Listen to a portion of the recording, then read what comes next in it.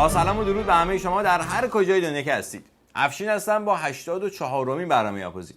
این برنامه به صورت هفتگی و با هدف اصلی اطلاع رسانی تهیه میشه. بعضی وقتا هستش که انسان مجبور است یک کاری رو انجام دهد ولی نمیتواند به این اجبار اعتراف کند. به همین دلیل یکی به نعل میکوبد و یکی به میخ. در برنامه این هفته ابتدا سخنان آقای بزرگ در سخنرانی هفته گذشته تبیین می شود. سپس سخنان پخش نشده رئیس جمهور منتخب در جلسه با نمایندگان مجلس پخش می شود و در همین جریان به برخی از اخبار کشور اشاره می شود. آقای بزرگ پنجشنبه هفته گذشته یعنی 20 فروردین ماه در دیدار با مداحان برای آحاد ملت سخنرانی کردند. این سخنرانی حول 3 محور اصلی میچرخید. اول مداحان و جایگاهشون، دوم هسته‌ای که بخش بزرگتر این سخنرانی بود و سوم هم یمن. پس اول میریم به سراغ مداحان و جایگاهشون. حرفه مداحی حرفه بسیار با شرافتی است. عجب. معمولا مدح و ثناگویی با همون تملق و چاپلوسی مترادف میشه که شغل بیشرافتی محسوب میشه، مخصوصا وقتی که این مداحی به صورت یه شغل حرفه‌ای نیمه دولتی در بیاد. یعنی مدح و ثناگویان رسما از حکومت بابت این کارشون حقوق بگیرن. مکتب سرخ ولایت و حسینی ها داشت، نسل تو خامنه ای ها و ماند نام تو و در کل جهان نامی شد. نور تو مبدأ بیداری اسلامی شد. اصولا در طول تاریخ تمامی دیکتاتورها به یه افرادی نیاز داشتن که ازشون تعریف و تمجید کنن. اما خنده‌دارترین قسمت این ماجرا اونجاییه که این دیکتاتورها این تملق و چاپلوسی رو واقعا باور میکردن. از این موضوع عبور میکنیم و میرسیم سر مسئله اصلی. سوال کردن میکنن بعضی ها که چرا فلانی درباره مسئله هسته‌ای موضع نگرفته است. جواب این است که جایی برای موضع گیری وجود نداشته است. مسئولین ما، مسئولین هسته‌ای، مباشرین کار به ما دارن میگن هنوز کاری انجام نگرفته. کاری انجام نگرفته؟ ولی به ما گفته بودن که کار مهمی انجام گرفته. به همین مناسبت مراسم استقبال برگزار کردن، رئیس جمهور منتخب صحبت کردن و اینا. اگر از من بپرسن شما موافقید یا مخالف، میگم نه موافقم نه مخالف، چون اتفاقی هنوز نیفتاده است. خب همین که شما دیگه مخالف نیستی خودش یه گام بلندی. آنچه تا کنون انجام گرفته است نه اصل توافق را و مذاکره منتهی به توافق رو تضمین میکنه، نه محتوای توافق رو تضمین میکنه، هیچ کدوم رو. پس یعنی یه توافق الکی نوشتن؟ مردم رو سر کار گذاشتن؟ واقعا؟ همه مشکل بر سر اون جزئیاتی است که بناس بنشینن یکایک اونها رو بحث کنن. اینو خود مسئولین هم گفتن. جزئیات؟ چی هن اون جزئیات؟ نظر شما چیه راجع به اون جزئیات؟ بنده در جزئیات مذاکره دخالتی نکردم، بازم نمی کنم. خب پس حل دیگه. همه مشکل سر جزئیاته که شما قرار نیست توش دخالت بکنی. شما در چی دخالت میکنی؟ من دخالت‌های کلی، مسائل کلان، خطوط اصلی، چارچوب‌های مهم، خط قرمزها. همون سیاست‌های کلی که تغییرشون دادین، خط قرمزهایی که پاکشون کردین، از نوع عقب‌تر کشیدین، مثل تولید اورانیوم 20% که شد 5%، عراق و فردو که متوقف شد و اینا. خب حالا مشکل چیه پس؟ نکنی میترسین سر جزئیات زیادی کوتاه بیان؟ یعنی به مجریان امر اعتماد ندارین؟ بنده به مجریان امر اعتماد دارم. این رو شما بدانید. این آقایونی که مشغول کار هستن، اینا افرادی هستن مورد اعتماد ما. خب پس شمع و گل و پروانه همه در کارن تا این بیانیه به توافق دائم تبدیل شه دیگه. لکن در عین حال جدا دغدغه دارم. ای بابا، شما هم نشد یه حرفی بزنین 2 دقیقه سرش وایسی؟ خب این دغدغه ناشی از چیه؟ این دغدغه ناشی از این است که طرف مقابل به شدت اهل فریب و دروغ و نقض عهد و حرکت در خلاف جهت صحیحه. طرف مقابل اینجوریست.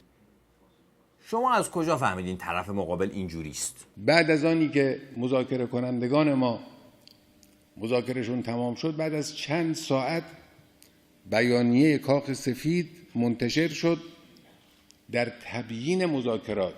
این بیانیه‌ای که اونها منتشر کردن که اسمش میگذارن فکت شیت، این در اغلب موارد خلاف واقعه. خب اینو که میشه ترجمه کرد، با اصل بیانیه تطبیق داد، بعد خیلی راحت فهمید که کی راست میگه کی دروغ. این بیانیه را آوردن، من دیدم 3-4 صفحه است، 4-5 صفحه است.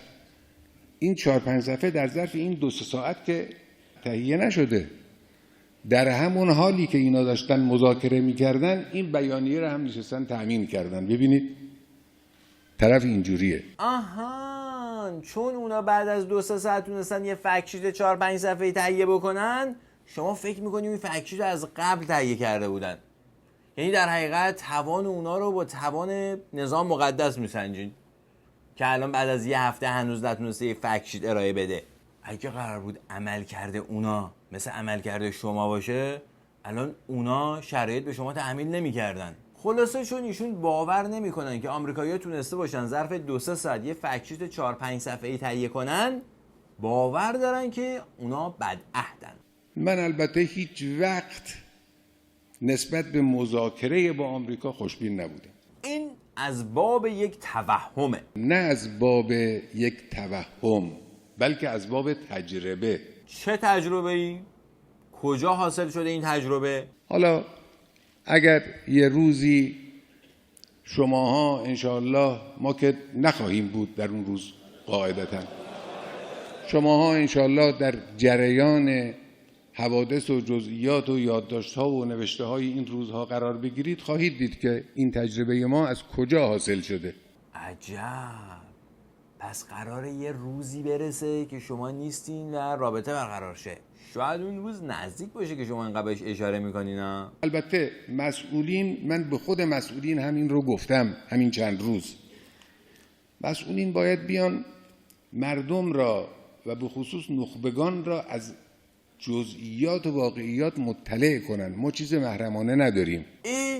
خود شما که شخص اول مملکت هستین گفتین به جزئیات کاری ندارین، پس دیگه نخبگان این وسط چی میگن؟ این مصداق همدلی با مردم است. چقدر هم شما واقعا همدل بودین با مردم در این زمینه.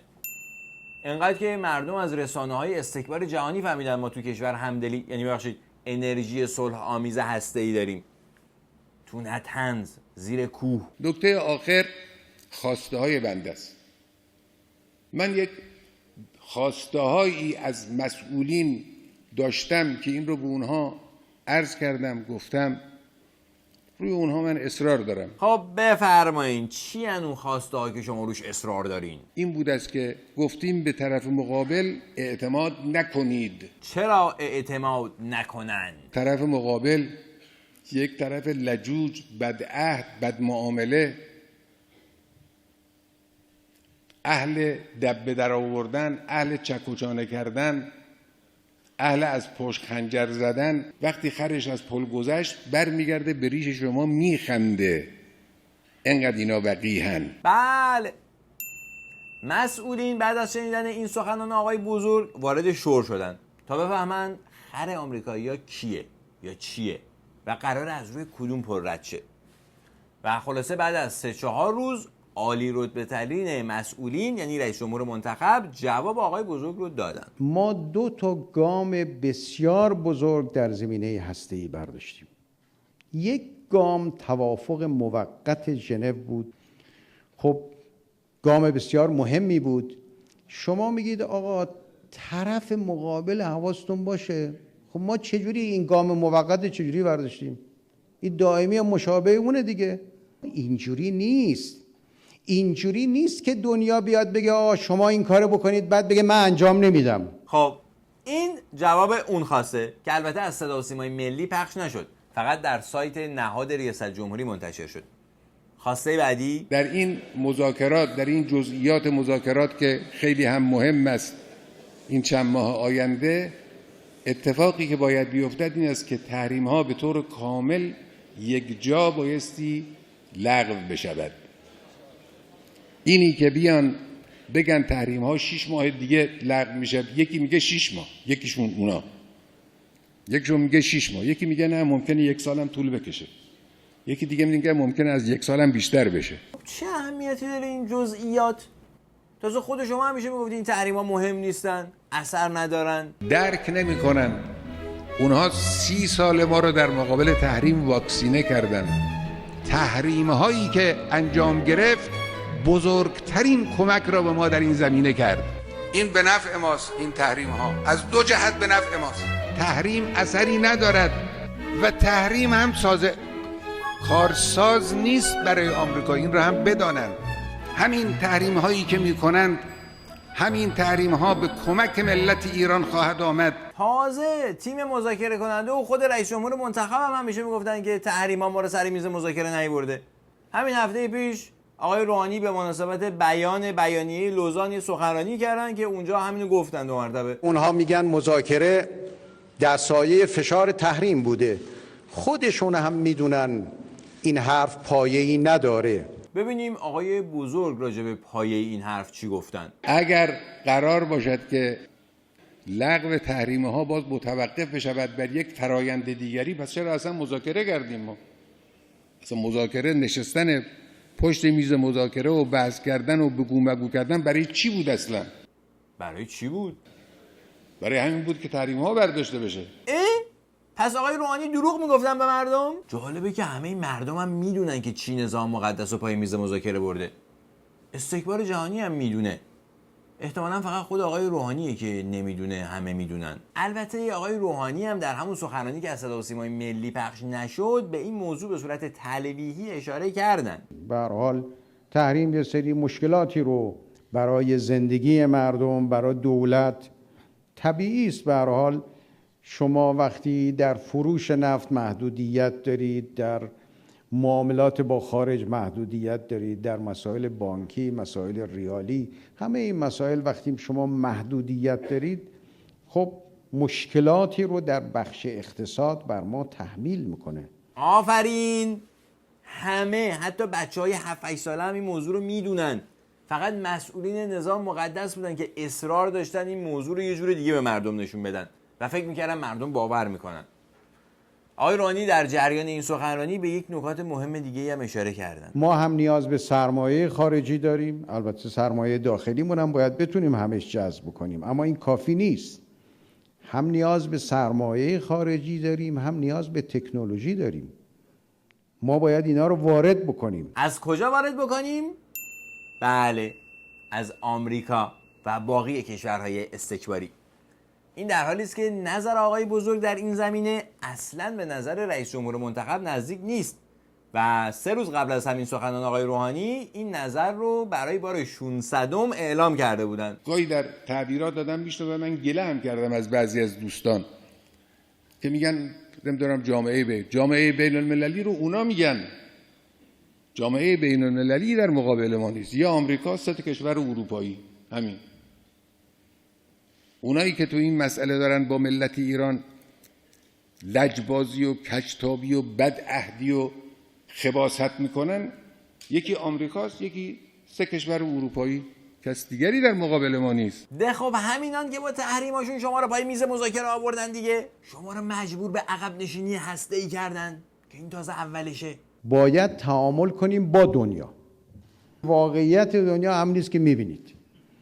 ما قادر نیستیم اول یک دنیای خوب خلق کنیم بعد بریم با اون دنیای خوب تعامل کنیم. به هر حال این وجود این دنیایی است با این شرایط و با این ویژگی هایی که وجود داره. با همین چی میگفت آقای بزرگ؟ خبیث، خباثت، لجوجی، از پشت خنجر زدن تعامل کنین آقا، بره بیکارش دیگه. ما باید منافع ملت ایران و خواست ملت ایران مد نظر قرار بدیم. اما فقط حقوق هسته‌ای نیست. بله، اونم چه حقوق هسته‌ای که هیچ ربطی به ملت ایران نداره. دستاورد کنونی هسته‌ای ما چیز با ارزشی است. اینو بدانن. به چشم کم ارزش و چیز سبک بهش نگاه نکنن. بله خب همه میدانن که این اصلا چیز سبکی نیست. یعنی هر کی ندانه، مردم ایران خوب میدانن. چون فشار اون چند صد میلیارد دلار هزینه این دستاورد مستقیما روی دوش مردم ایران سنگینی میکنه. فقط مردم احساس میکنن که این ضرورتی نداشت. صنعت هسته‌ای برای کشور یک ضرورت است. من فکر کردم فقط بمب ضرورت است. خب چرا ضرورت است این صنعت هسته‌ای برای کشور؟ صنعت هسته‌ای برای کشور یک ضرورت است، هم برای انرژی، هم برای داروهای هسته‌ای که بسیار مهم است، هم برای تبدیل آب دریا با آب شیرین. خب تا همینجا بس. همین 3 مورد رو با هم بررسی میکنیم. اول انرژی. 25 سال ما اینجا هستیم، اینا روشن هستن، روزا همه روشنه، فقط بعضی موقع می‌بینی 2 ساعتی طوراش شب خاموش میشن. نخستین و بیشترین بویی که به مشام حاضرانه در عسلویه میرسد بوی تند گاز است. روزانه معادل 40 میلیون لیتر بنزین ما گاز فلر میکنیم. حدود 12 میلیارد متر مکعب در سال گاز رو داریم میسوزونیم. این در حالی که ما تقریبا سالانه حدود 150 میلیارد متر مکعب گاز رو داریم مصرف میکنیم، چیزی در حد مثلا 10% داره فلر میشه. اینا رو البته مسئولین نظام مقدس میگفتن ها، نه رسانه‌های وابسته به صهیونیسم.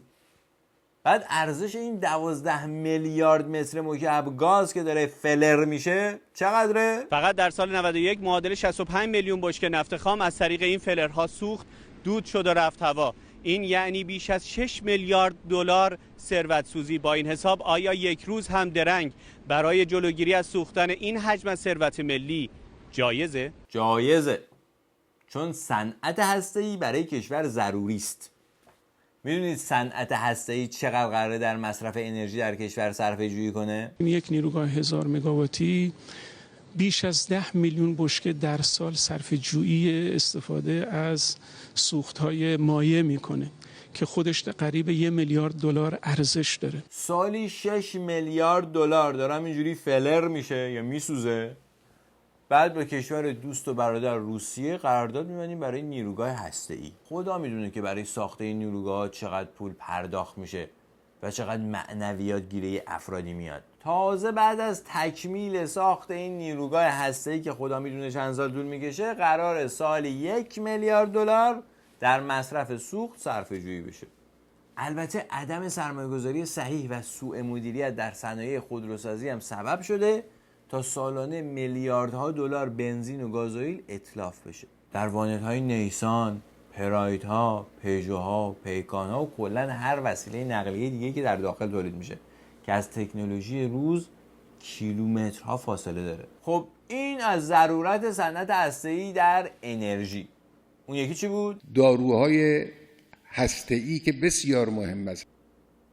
خیلی واقعا آقای بزرگ به فکر دارو و نیاز مردم به دارو در کشور هستن. آمپول بسیجی است برای سرطان مثانه. گفتن که گیر نمیاد، یه هفته که تموم کردیم باید هی تماس بگیریم. الان 2 ماه من دارم دنبالش میگم گیرم نمیاد. چه داروییه؟ بوسولفان مال شیمی درمانیه. تو رو خدا کمک کنیم ملتو. مشکل شما چیه؟ مشکل داروی بچه‌م از اون خارجیه. خیلی وقتا یه دارویی نداشتن، یعنی با تحت داروخونه میرفتی آخرام پیدا نمی‌کردی، یه موقعی خب هر 2 هفته یه بار باید مصرف می‌کرد، دارو پیدا نمی‌کردیم، عقب می‌افتاد. خیلی واقعا شما به فکر مردمی. حالا ما این گلایه‌های مردم رو آوردیم پیش معاون غذا و دارو وزارت بهداشت. ما کمبودهای داروییمون در سال 93 نسبت به سال 92 بسیار کمتر بوده. در مورد داروهایی که به خصوص برای بیماران ما ضروری هست خب واردات ادامه داره، یعنی ما به هیچ عنوان دسترسی بیمارانمون رو محدود نمی کنیم. یعنی داروی هسته‌ای پیشکش، همین داروهای غیر هسته‌ای رو فعلا تولید کنید که وقتی واردات دارو به مخاطره میفته به خاطر هسته‌ای مردم اینجوری گرفتار نشن. تازه کاش درست وارد میشد. خیلی از دارو هستن که اثری که باید بذارن ندارن. گلایه‌ای که برخی از بیماران این روزها مطرح میکنن. جدیداً کره‌ایشو وارد میکنم، ارزان‌تر است ولی خب کیفیتش بکنم اونجوری که باید شاید نیستش. دکتر میگه شاید دوزش ببریم بالاتر اثرگذاریش بهتر بشه. ما هم با این مسئله برخورد داشتیم که بعضی داروهایی که تجویز میکنیم اثر آنچنانی نداره که وزارت بهداشتی‌ها این موضوع رو تایید کردن. حدود 70 قلم دارو رو از بازار جمع‌آوری کردیم. تعدادی از اینا تولی داخل بوده، تعدادی از اینا وارداتی بوده. به محض اینکه تشخیص داده میشه از بازار جمع‌آوری میشه. که البته این تشخیص باید قبل از صدور مجوز واردات این دارو داده بشه، نه بعد از ورود، فروش و بعدم مصرف توسط بیمار و اعتراض اون. اگر 1/10 هزینه ساخت تأسیسات معلق شده هسته‌ای صرف پیشرفت در صنایع دارویی شده بود، الان نیاز به این حجم از واردات دارو نداشتیم. این هم از دارو. اون یکی دیگه چی بود؟ هم برای تبدیل آب دریا با آب شیرین. قربانت، شما آب شیرین رو تبدیل به آب دریا نکنین، آب شیرین کردن پیشکش. 3 ساله از آبگیری سد گتفند اولیا در خوزستان میگذره، اما همچنان حکایت شور شدن رودخانه کارون ادامه داره و جدیدترین مطالعات انجام شده از سوی دانشگاه شهید چمران اهواز نشون میده تجمع نمک در مخزن این سد همینک به بیش از 7 میلیون تن رسیده. 7 میلیون تن! این گزارش مربوط به پارسال همین موقع بود.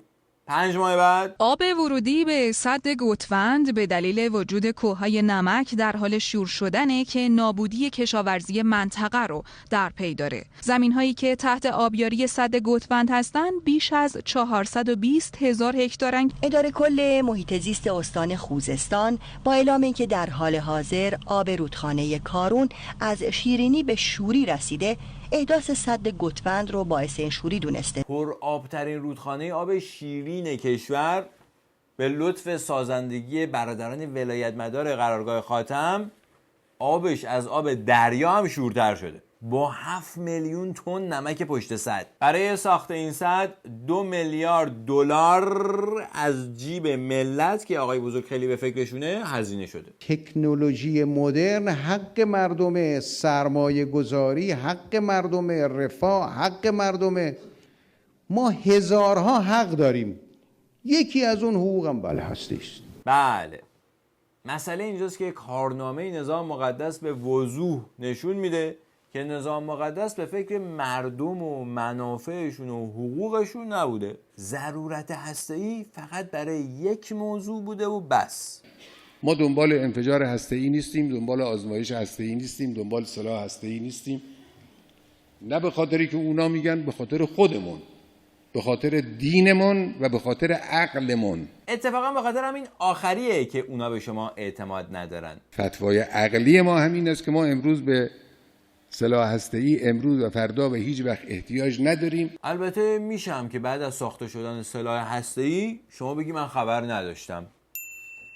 مثل قتل‌های زنجیره‌ای، مثل کتک زدن و به قتل رسوندن دانشجوها در کوی دانشگاه، مثل حوادث کهریزک که همشون توسط عوامل خود شما انجام شدن، ولی بعداً شما از قبول مسئولیت شونه خالی کردی و گفتی من خبر نداشتم. استکبار جهانی از این کلاها سرش نمیره و فتوای شما به هیچ انگاشته میشه از نظر اونا. در حدیث آمد که اندر لیلة الاسری پیامبر اشترانی دید، من خود اشتری زن کاروانم، گر نداری باور و حجت همی خواهی، نظر کن بر کتاب مدح او در دست من، کین هست بارم. بله، هرچه در فهمت آید آن بود مفهومتو. اگر این برنامه را مفید یافتید در اشتراک گذاری آن با دیگر دوستانتان جداً کوشا باشید. برنامه بسیار زیبا و پرمغزی بود. با تشکر از تلویزیون اندیشه و دیگر رسانه‌هایی که در انتشار این برنامه همراهی میکنند. تا دیداری دیگر، خدا نگهدار و شب و روزتون خوش. خداوند انشاءالله همه ما را آدم کن.